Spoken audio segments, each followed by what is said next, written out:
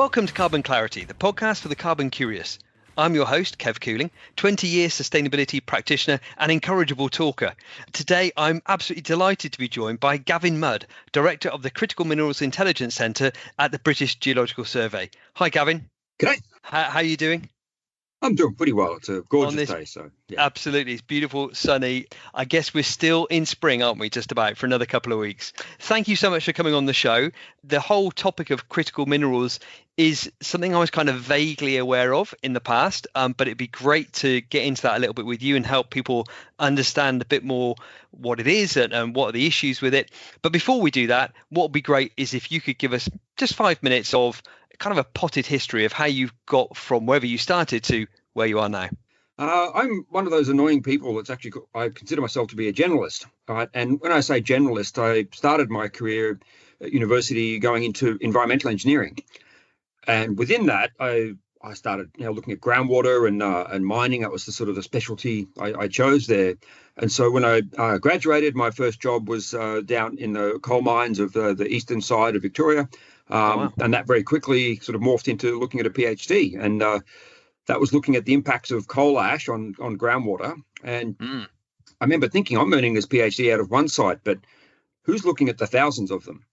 So if we think about all the gold mines, the copper mines, the lead, zinc, and nickel, and everything that we have, how do we start to get a sense of that as a picture, as a totality?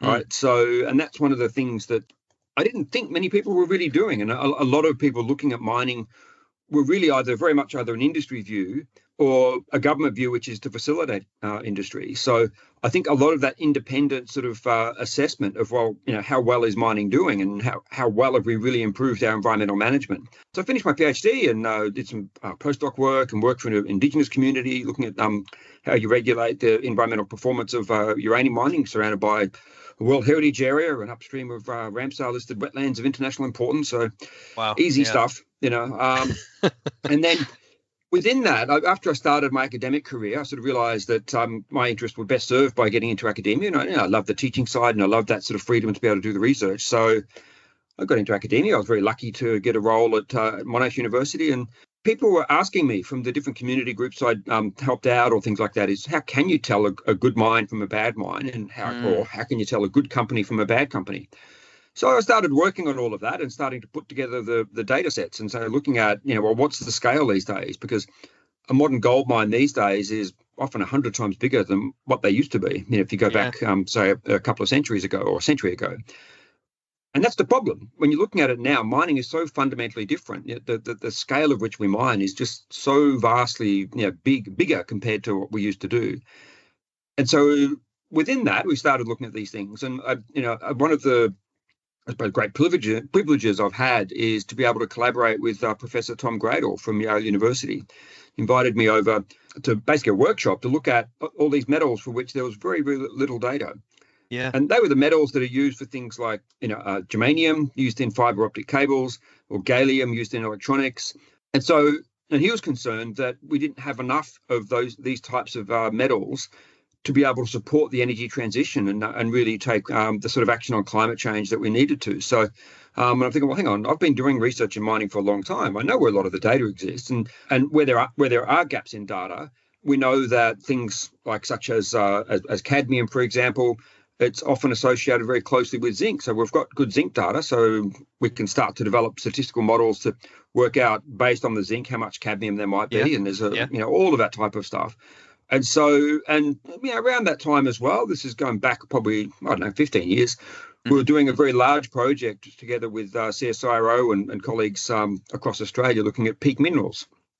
Right? And basically, as ore grades decline, which is what my research had been showing for some years by then, the amount of energy you need to mine a ton of copper goes up because you have to mine more and more ore to get the same amount of copper. That also means you're mining more waste rock, you're producing more tailings, you need more energy, more water, generally more chemicals. So it's sort of when we do these sort of formal life cycle assessments, it means that, those metrics, those carbon intensity, for example, it starts to go up exponentially as grade decline. And grades are in terminal decline. The rate, of course, is much slower than it used to be, but they are in terminal decline globally. Okay. And so And what we're trying to look at basically is like, well, how does Australia compare? Does Australia's sort of mining sector, are we much higher grade than average? And therefore, is that an advantage for us with respect to understanding carbon intensity and things like that? And so we started putting all of this work together and sort of realized that we had a picture there that no one else was really doing, and building global data sets, such as where all the resources are, looking at the data sets that allow you to do modeling of future ore grades, what that means for future carbon. And then we just started ticking off the periodic table. So there's very few elements I haven't published on now. Like when we're looking at lead, zinc, or nickel, gold, all sorts of things. So we've done global studies on rare earths, on indium, on rhenium. So it's been fantastic, a lot of fun. And so a few years ago, I was just looking for a change, I guess, and so was lucky enough to be offered the role of the director of Critical Minerals Intelligence Centre over here with the British Geological Survey, and it's been great. So here just over a year now. Fantastic. Well, I think we're pretty lucky to have you. It sounds like you're probably, I guess there aren't that many people who've got the level of background research and knowledge that you've got. So well done for coming over. That's excellent. That's definitely a feather in our cap. So maybe for those people who aren't familiar with it, and certainly, as I say, I kind of was generally aware of critical minerals and rare earth elements and things, but can you just kind of briefly describe what they are and kind of why that kind of the terminology of critical is kind of subjective? Sure. Critical minerals is what we care about. And we can care about them for all sorts of reasons. If you look at the rare earth elements, which is just, strictly speaking, that's the lanthanoid series of elements from lanthanum all the way up to ytterbium. And often we throw in things like yttrium and scandium with that. But those elements are pretty funky in the way that we can use them. They're important for permanent magnets. They're important for all sorts of electronics and things like laser guidance missile technologies. So if you have a societal goal, let's say electrification of our transport sector or renewable energy, permanent magnets and the rare earths that currently make up those permanent magnets are pretty important. Now, most of the supply of both the rare earths themselves and then the manufacturing through to from refining through to the manufacturing of the magnets is dominated by China. Now, China, of course, in 2010 had a big diplomatic feud with Japan, and they cut off supply. And so when we're talking about critical, that's really what we're getting at, is we have some goals as a society, and we want to make sure we achieve those goals. And if we don't have the materials we need to do that, that's obviously a problem. Now, the other one that's often a good example to use is things like platinum and palladium, or the platinum group elements. They're used in the catalytic converters that go into the exhaust pipes of every combustion-based vehicle. That cleans up the exhaust. We have great air quality, but a good 2/3 or so of the world's platinum group elements are all produced by South Africa. Now, there's always concern about the political stability of South Africa, and so if we didn't have access to a reliable supply of those platinum group elements, our air quality would be at great risk of getting much worse again. So really, that's what we're thinking about when we're talking about critical minerals. We're worried about the supply, and then we're worried about how vulnerable we are, what the impact could be if there is a supply disruption. Yeah, and that's why it always gets subjective, is because different people will have different objectives. If you're big company X versus country Y, you have different objectives. One's to make profit, one may be for national security, for example. So and that's perfectly fine. Yeah, critical minerals is a subjective concept. Yeah, that's it, isn't it? So, if you're in China and you're mining the things, you probably don't think they're critical because you've got ready access to plenty of it. But if you're in the UK where, you have to import all of whatever that thing is, that's a different story. So the criticality then is kind of subjective, I suppose. But irrespective of that, these minerals are really important to our modern way of life, I guess. And you've mentioned a few kind of areas where they're used. I guess the topic of this podcast really is broadly sustainability and carbon and things like that. And you mentioned that sort of transition to, renewable energy and electric transport systems and stuff. So in that context, what are these minerals used for? Apart from maybe from the permanent magnets that you've mentioned. The problem these days is we use almost the entire periodic table for everything. Oh, wow. Okay. So if you take a smartphone or the computers we're doing this podcast through, you've got 2/3 of the periodic table that sit in those products. Wow. So it could be one element. You could take the lithium out and say, let's go back to, say, nickel cadmium batteries, and the weight would go up enormously.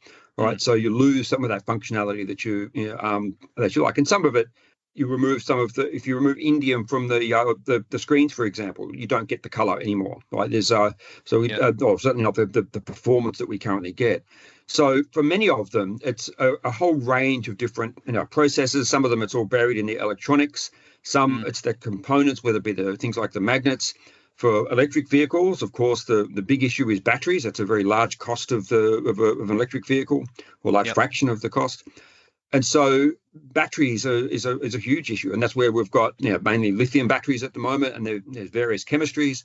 People are looking at trying to work out how to make batteries with different chemistries, completely different, such as sodium, which China now say they've got to the point of commercializing.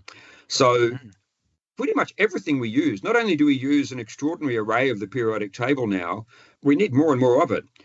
We've never mined much lithium in the past, right? So we've never really used it except for things like greases, a tiny bit, say, in pharmaceuticals, and also for things like specialty glasses, often in automobiles or things like that. But it's been a pretty small amount. Now we need, literally 20-fold more in the next sort of 20 years or so.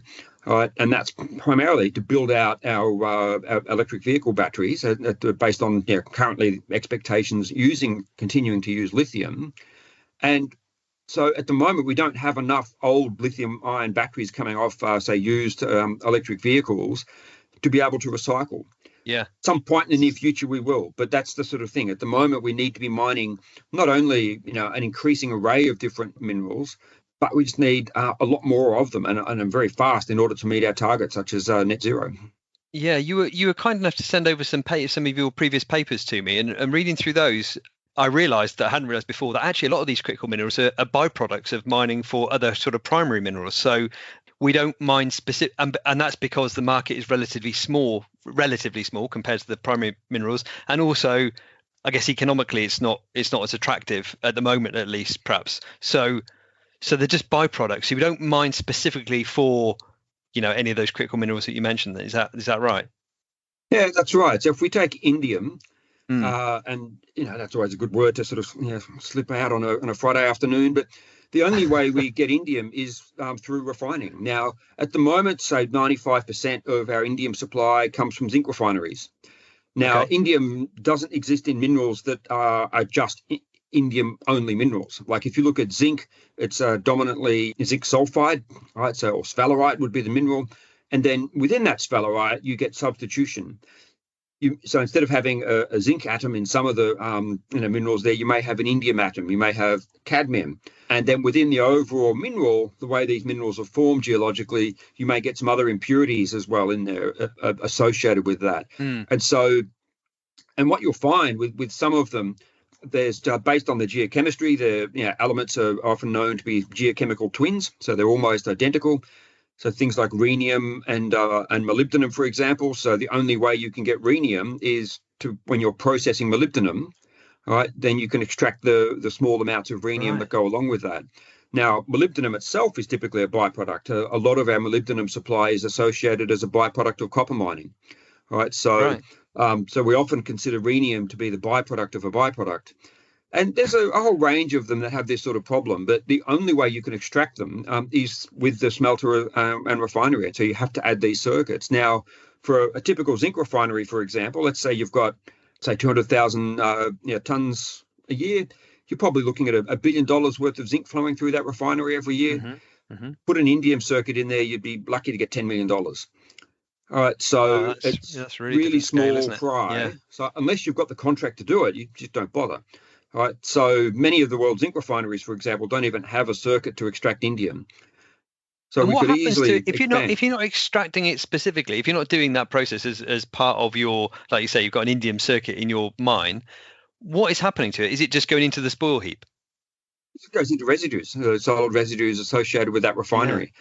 So sometimes it may be worth going back to those old sites and actually saying, whether it's indium, whether it's cadmium, or whatever it happens to be, sometimes they're actually, they're worth looking at. And, it's a common thing for mining companies and, metals companies to do. One thing that I thought was really interesting in what you will talk about in your papers, and a couple of them I kind of saw this discussion around peak minerals and the fact that actually that is a kind of a bit of a moving feast, because really all that's about is how much we happen to know about a particular reserve or resource at the time. And because we've expended the effort to really find out how much reserve is there may actually be a lot more in the resource. So although we're mining it, and we are mining it more quickly than it's kind of geologically being deposited, the reserves just keep going up. That's only because we keep finding more. Is that have I interpreted that correctly? Pretty much. When you look at petroleum, for example, not perfect, but roughly there, right? Help me out. it's all good. Like the peak oil concept kind of works because petroleum reservoirs, you're dealing with bulk geology. They're very expensive to develop, and they're very obviously huge capital cost. So as a petroleum company, you have to make sure you've really understood that reservoir and its characteristics and everything else to start with. With a mine and a mineral deposit, you're often looking for a needle in a haystack. You're not looking at large geological sort of structures. So they're hard to find. It means that they're expensive to find. Now, because of that cost, you only tend to look at a business case, which is 5, 10, maybe 15 years. And that's what, when you're looking at the terms we use in mining, reserves is what's economically profitable to mine now. And that's certainly the expectation. And so, and to be able to call it a reserve, you have to have done a lot of drilling. You have to have done all the metallurgical studies, all of the environmental approvals, perhaps, all of these different things that you can be confident that when you start digging and processing, then you should be able to turn a nice profit. Now, resources are generally where you've done a lot of drilling, but maybe not necessarily as much as you might if you wanted to quantify things as a reserve. So geologically, it's there, but you haven't done any economic studies, for example. You may not have done as much metallurgical testing because things vary. So you've got to understand that variability in order to work out what's profitable to mine or isn't. And so your resources may be 20 to 50 years, depending on the deposit. And so what mining companies do is they only prove up enough reserves for the next 5, 10 years or so, and that's their mine plan, because commodity prices, they go up, they go down. There can be all sorts of issues like that they've got to be sort of be able to respond to. So it's just not worth their time. So typically when we're looking at reserves, they are a really short-term beast because that's the nature of the way that beast works. Now, when we're looking at mines all over the world, we see a very common trend, which is geologically, often as grades decline, the size of that deposit gets much, much bigger than the rate of the grade decline. Sorry to interject. Just on the grade, the grade is, if I understand it rightly, the kind of quality of the deposit. So how much copper is in there, for instance, or whatever. And as that declines, you need to extract more of it to get the same amount of copper. That's right? Yeah. Yeah. So if you're looking at a copper deposit, if we take the UK a couple of hundred years ago, a typical copper grade in Cornwall or in Wales might be 10% or 20%. All right. So for every ton of rock you would dig up, 10 to 20% of that would be copper. Yeah. All right. So if you wanted a ton of copper, for example, you'd have to mine 10 to 20 tons of ore to be able to get that 1 ton of copper. Nowadays, you're looking at copper grades that are typically 1% or down as low as 0.5% and gradually going down. So to get the 1 ton of copper now at 0.5%, it means you have to mine 200 tons of ore, not just sort of 10 or 20.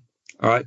And not only do you have to mine the ore, the stuff that's got the copper in it that you process, you also have to dig out all of the low grade ore, or low grade sort of rock that has some copper in it, but not enough. But also the inert rock that's in the way that you've got to dig out of the way, the waste rock as we often call it. Yeah. And so you're often digging 5 times the volume in waste rock and low grade ore as you are in actual ore, depending on whether you're, say, open cut or underground. But geologically, what we know is when you're moving and you're looking at the different deposit types out there, and it can vary, but certainly for a lot of, say, the copper sector, as you half the copper deposit in a porphyry style copper deposit, the grade the size can go up about 5 or 10-fold, depending. Wow. Right. So although you halve the grade, the total deposit size is much, much bigger. Right. And that's how the mining industry has been able to move to big economies of scale and then actually meet the sort of the modern demands that we have for copper and so on. So, and that's sort of somewhat universal. We see the same sort of trend in gold, where instead of going for the rich veins in quartz, you're basically mining that sort of that disseminated or diffuse gold around all of the rock there. And so instead of mining at, say, an ounce of gold per ton or about 30 grams per ton of gold in a vein, you're now mining down as low as 1 or 0.5 grams per ton. So mining bulk rock. 0.5 grams per ton. No wonder it's so expensive. So I guess the the thing that happens as a result of that, I guess, particularly for open cut mines, is you're cutting a vast amount of area to get to that thing, and whatever was there is no longer there because you've just chewed it up and dug it out. So I mean, I'm presuming that could be pretty ecologically destructive. There can be all sorts of issues with open cuts. Rarely do they get backfilled.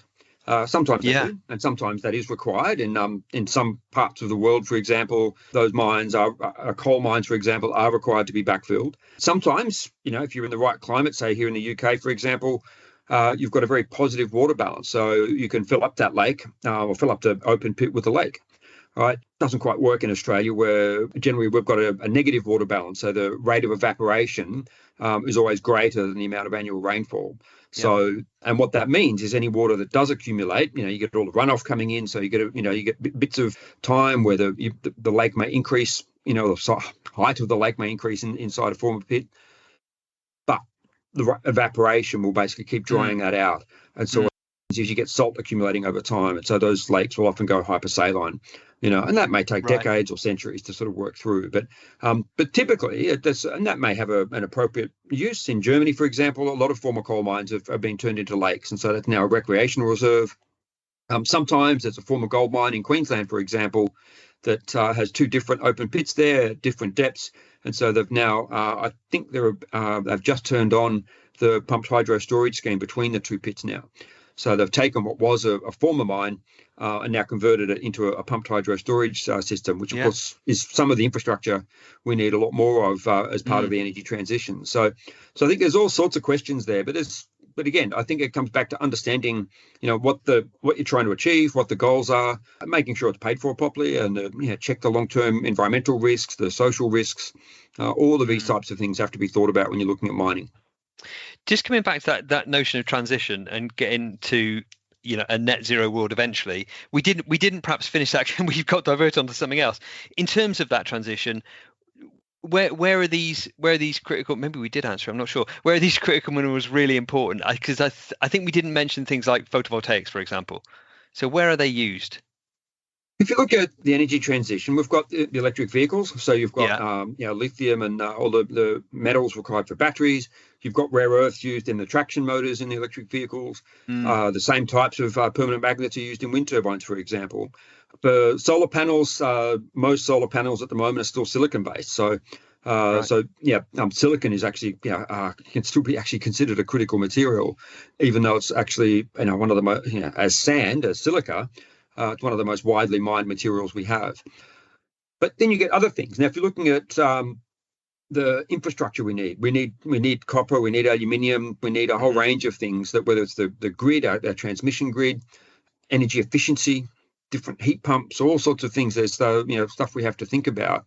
For those who like to sort of think about a hydrogen economy, there's things like the platinum group elements. And so as we remove combustion vehicles from our transport fleet and transition across to an electrified transport fleet, that has huge implications for demand for platinum, because about 2/3 or 3/4 of the world's platinum and palladium is used in catalytic converters in combustion vehicles. Yeah.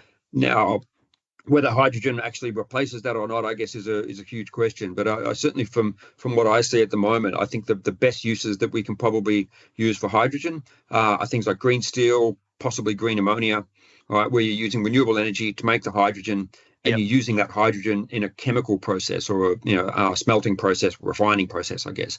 So, and that seems to be what's happening out there. So when you're looking at other elements, we may see some big changes for things like cadmium and tellurium can be used to make solar panels. So, and there's certainly, First Solar in the US is one of the big companies in that space. So, the material basis of a lot of our technologies, I think we're as we saw well over a century ago when we first started, going down the pathway of whether it's stainless steel and the introduction of that, the introduction of the combustion vehicles and then electricity and so on. I think you'll see a lot of evolution in technology very quickly, and that's certainly because not only do we need it, but I think it's just the way we work. It's humans are very good. Once there's the drive there and there's the goals are set, it's off we go. So I'm very optimistic about a lot of these things. But there is still a lot of geopolitics involved in all of this, and that's one of the big barriers, I think, or the big risks that we all have to navigate. It's really interesting, isn't it? I guess I was going to ask you about alternatives to critical minerals, but that's kind of a bit of a moot point, really, because whatever the alternative, probably we're still using it more quickly than it's being laid down in geological deposits, aren't we? So ultimately, I guess at some point we're going to kind of run out of it unless we, because I was going to ask you also about the independence of the UK in this area, and I guess probably it's not independent at all. It imports probably most of these things, but I guess there's an awful lot of these critical minerals already in circulation in the UK. And I noticed in one of your papers that beyond lead, really, which is heavily legislated, obviously, there's almost no recycling of these minerals really at the moment. Is that still the case now? Yeah, pretty much. I think lead we often say is the best example we have of a truly circular economy, and it's been driven by legislation because lead's toxic. So we've removed lead out of fuels, out of petrol, for example. We've removed lead out of paint precisely to reduce that public exposure to lead. And so it's a good example where it's consumer behavior, it's driven by regulation, and by the fact that we had alternatives. Now, when you're looking at a lot of the different elements, the stories vary, and the magnitudes can, and the difficulties can vary quite a lot. But for something like copper, about 20% of the world's copper is already being derived from secondary or scrap copper. We could do a lot better. We can actually push that up much, much higher. Things like aluminium and iron, for example, are already sort of well recycled. But for many things, we know there's stocks out there, but they're still stock. They're still not they're not waste products yet. So I think if you look at wind turbines, for example, we've been building them and using them now for just a bit over 25 years or a bit more. And so we're starting to see that first generation of wind turbines that were built that late last millennia. Yeah, seems funny when you say it like that. It's just funny. And so some of those are now starting to go through the decommissioning process and being available for recycling. So now in the longer term, so we still need to mine a lot of the minerals that we need, right? Whether it be lithium, whether it be rare earths, whether it be all sorts of others. Build up our stocks. And as we build up our stocks and with things like electric vehicles, they get to their end of life, we need to have the systems, the processes, the consumer behavior and the regulation, all of that in place so that companies are able to take the old batteries, repurpose them if that's appropriate. So take it out of a car and use it in as a backup battery for your home, for example, or pull them apart, recycle them and get the materials back into the start of the manufacturing process. So I think that's the sort of the landscape, Yeah. Does it look like that? I mean, I guess there are examples of that, some of these things in kind of in an isolation at a very small scale. But what's your feeling in terms of are we preparing quickly enough for that to get to that point where we can start recycling those things, or are we kind of not doing enough? I think the UK is like everywhere else, where we're realizing that this is a huge problem, right? and therefore an opportunity. Part of the problem is having the process technology, having the skills, having the trained workforce that's got the right expertise. So that's also a big part of that challenge. So when it comes down to it, the UK, we export a whole bunch of things. Our waste electronics, we export the shredded mass of that, the black mass as it's often called. Secondary copper scrap, we often export. Now, we could build things here, but again, we've got to look at our energy costs. We've got to look at planning issues, all sorts of things, right? And make sure that when we do it, we actually do it right. Because part of the problem that we see around the world is when you've got, when things aren't done right, and you can see examples of that in various countries, in the nickel sector, in cobalt, in the rare earth sector as well, where they're not operating to sort of kind of standards that communities and regulators set as a reasonable to protect public health, to protect the environment, and so on. And so I think that means that there can be issues with the way that a lot of different mining projects and smelting refining projects are operated in different parts of the world. So we need to make sure that when we're doing these things, and there's some really good examples out there. You've got copper smelters in places like Hamburg and Frankfurt in Germany. You've got a lot of heavy industry very close to population in Japan, for example. Yeah. We can design and build and operate these types of facilities, these heavy industry facilities, but you've got to get it right. And that's legitimate for communities to say that if we're gonna have these facilities to help us achieve goals such as net zero, then we need to make sure we get the standards right around the way that we design, build, and operate them. Yeah, and I was interested to read that potentially because resource keeps going up because we just keep kind of finding it all. No, reserve, sorry, but maybe it's both, keep going up. It's more likely to be things like ESG considerations, environmental, social, and governance considerations that actually kind of curtail some of the operations because people aren't necessarily willing to engage with a supply chain that does things in a way which we would consider to be, unacceptable. Yeah, there's many examples of those types of things around the world. Like there's mining projects in Canada that have been rejected. There's some in Australia. Oh, really? Wow. Okay. In Australia, for example, there was an incident about 4 years ago now called Juukan Gorge. And it sounds like a fancy name. It's just an iron ore mine, and everyone goes, "Well, iron ore is really simple." Yeah, well, it is. It's just basically scraping it off the ground and digging it up, and getting it onto a ship and sending it, to Asia somewhere. It's and make a nice profit, send money to the taxman, and all good. But at Juukan Gorge, there was 46,000-year-old Aboriginal or Indigenous heritage there, and that had been well documented and dated and identified as clearly, critical now heritage. Yeah. Blasted now iron ore somewhere somewhere around the world. All right. Now that shocked a lot of people. It was entirely legal. All right. And so what that means is that, and it's not like there was, there aren't alternatives. It was literally only about a $50 million dollars worth of iron ore if they had to put the exclusion zone around that area that the Indigenous community had been requesting for 15 years. So it's not like it was, we're short of iron ore in Australia when we're mining, 1 billion tons a year. That always rolls off the tongue, but, billion tons a year, it's almost half the world's iron ore. There's plenty of the stuff around. I think the last time I checked, there's 150 billion tons alone in the Pilbara. All right, and that figure keeps going up every year as they keep exploring. So I think when you're thinking about a lot of these things, the Jadar project in Serbia, for example, has had a lot of community opposition because the community there sees themselves as a farming community. They don't want to be heavily industrialized. We've seen that that debate rear its head with the whole fracking issue in shale gas and things like that. So, and that's fine. Communities have a right to sort of say, we don't think this is appropriate. As a government, industry and community together, we have to work out, well, if we don't mine there, where can we mine? And I think part of the problem that I certainly see is that if you've got, let's say, 100 projects that are known, that have got either good resources and so on, out of those, which are the ones we would exclude? All right, so with Jadar, for example, there's claims around Neolithic heritage there and so on.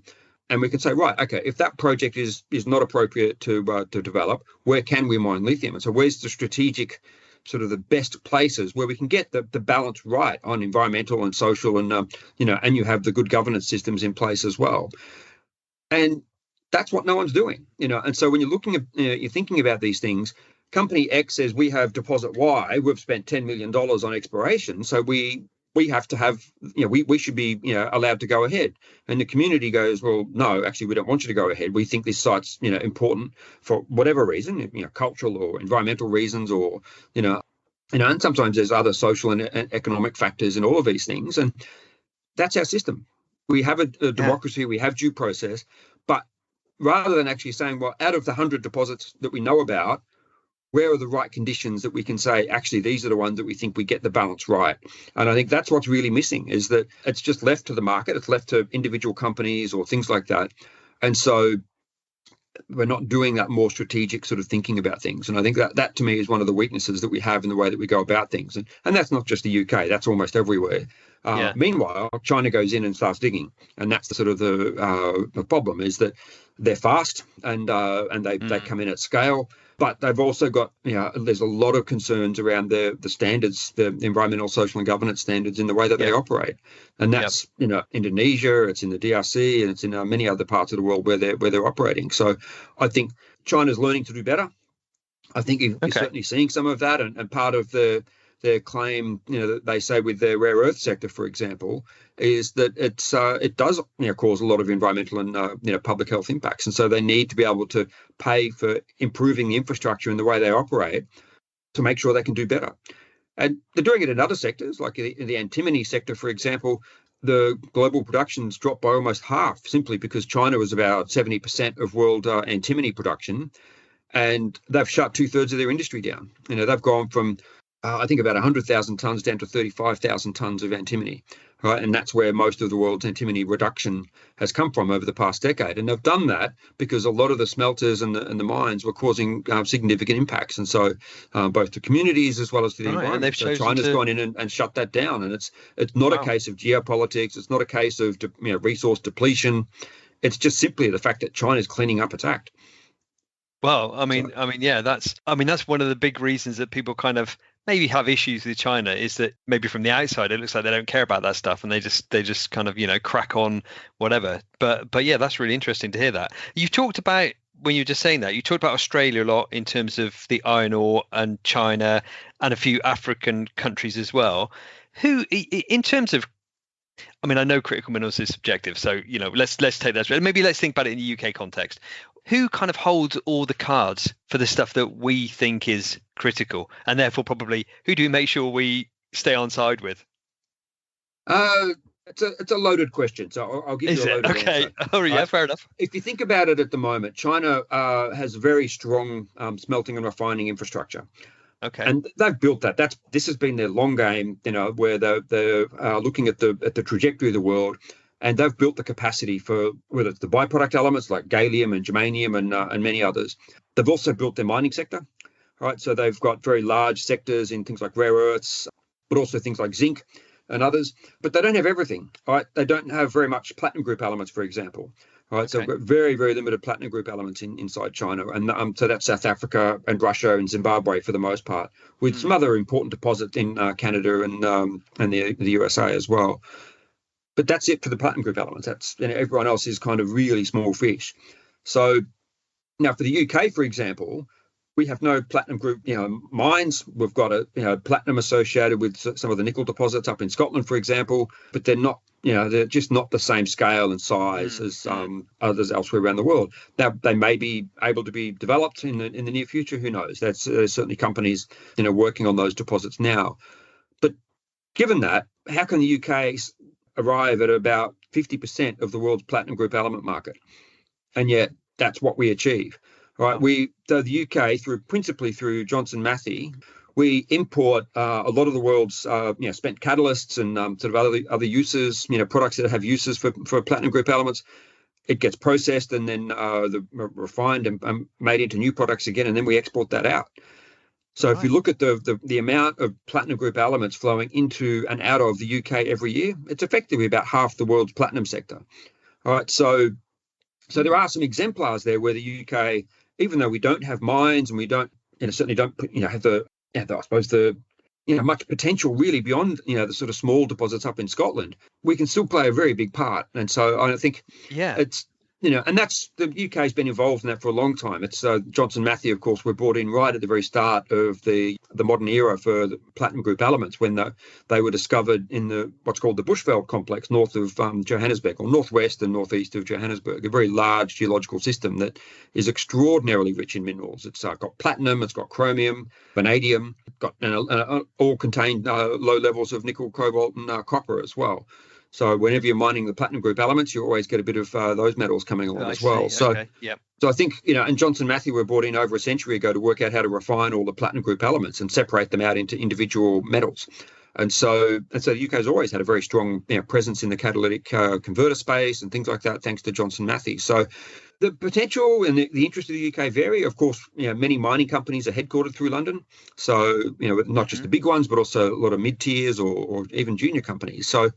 So when you're looking at it, the UK is still import dependent on most things, and there's some things that we used to mine, like fluorspar, that we've stopped now, and so we're having to rely on imports again. But again, these are small uses, but so it varies. So I think what that means is that depending on the element, depending on the mineral, when I say mineral, I'm talking about things like graphite. Helium is a gas, and it's not exactly a mineral, it's not exactly a metal, obviously it's a gas. So when we say critical minerals, we're normally being sort of loosely inclusive of all of these different categories, but it varies. And so the UK has to think about where they are in the ground, in the deposits, who's currently mining them. Australia has as much rare earths as China, but we don't mine much. Now that's changing, and Australia is certainly expanding its rare earth sector. But once you mine it, for example, you've then got to refine, smelt the concentrates and refine it through to metal. If you look at the US, it has a mine called Mountain Pass in California. It's about 10% of world mine production of rare earths. All of that goes straight to China for refining.